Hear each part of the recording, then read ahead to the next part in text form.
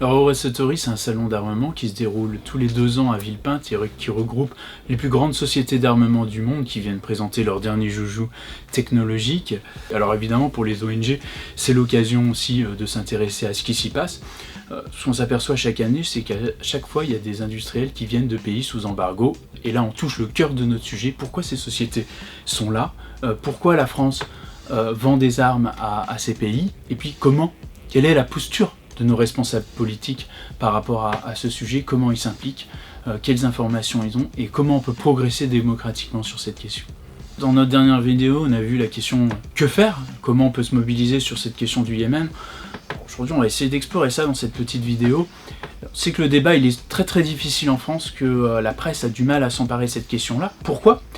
Parce que dans notre petite tête à nous, on se dit que ces questions de défense, c'est du ressort du président de la République, du gouvernement, qu'on n'a pas forcément à s'y intéresser comme citoyen, d'ailleurs qu'on n'y comprend pas grand-chose, qu'on n'a pas beaucoup d'informations, mais ça c'est notre perception à nous, ça correspond en partie à une réalité, parce que qui décide de vendre des armes ?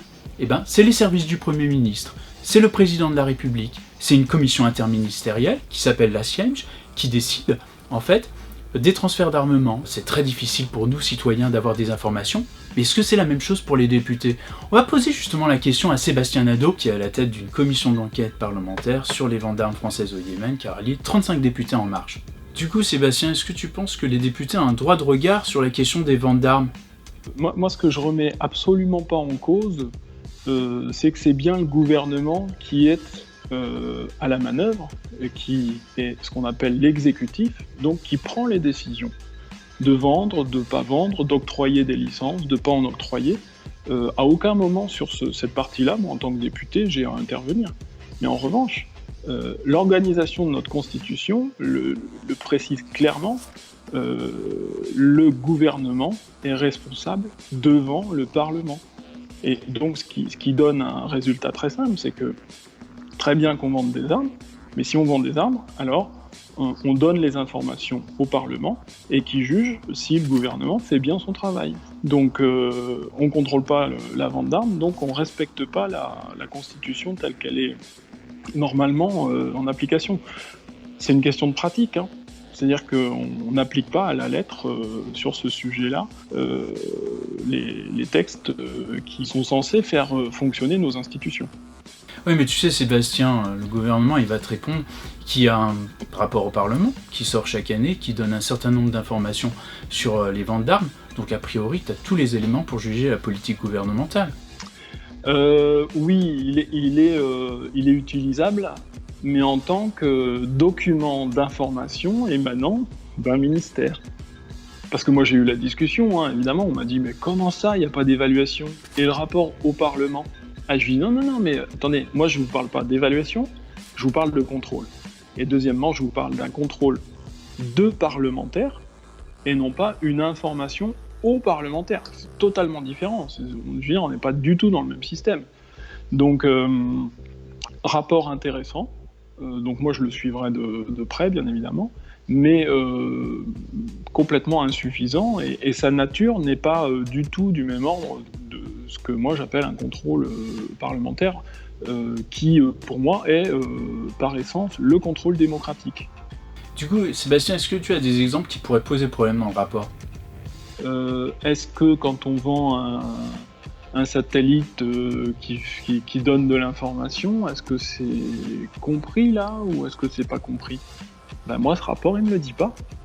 Et moi, je suis député, je veux le savoir. Parce que si on vend des satellites qui servent à observer, je sais pas moi, les déplacements des Houthis, etc., ça veut dire qu'on est quand même sacrément partie prenante dans le conflit, voire à un moment donné, est-ce qu'on n'est pas dans un camp, est-ce qu'on ne fait pas partie des belligérants, et puis ça change quand même les choses.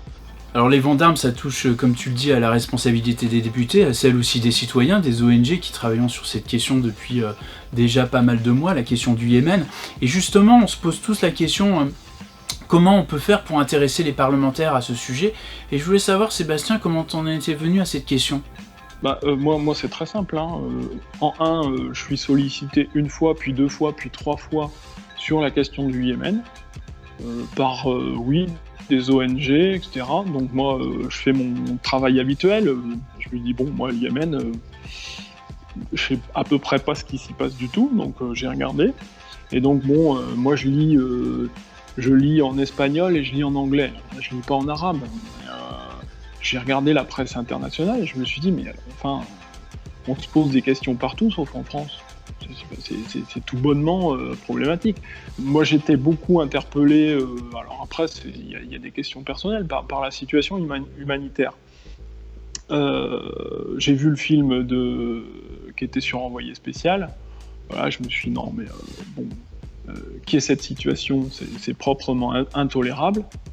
Mais si le pays dont je suis député a une part de responsabilité, même faible, dans ce cas-là, si elle a des responsabilités, il faut qu'elle les assume, et puis qu'il faut qu'elle se retrousse les manches pour que les choses aillent mieux là-bas. Merci Sébastien Nadeau pour l'interview que tu nous as accordée, c'était tout à fait intéressant. Là, on s'est focalisé sur le cas de la France, on n'a pas regardé ailleurs, et pourtant, au Royaume-Uni, on a une commission parlementaire qui se charge d'enquêter sur les ventes d'armes, qui a accès au secret défense, et les débats, comme on va le voir, ils sont quand même très très animés.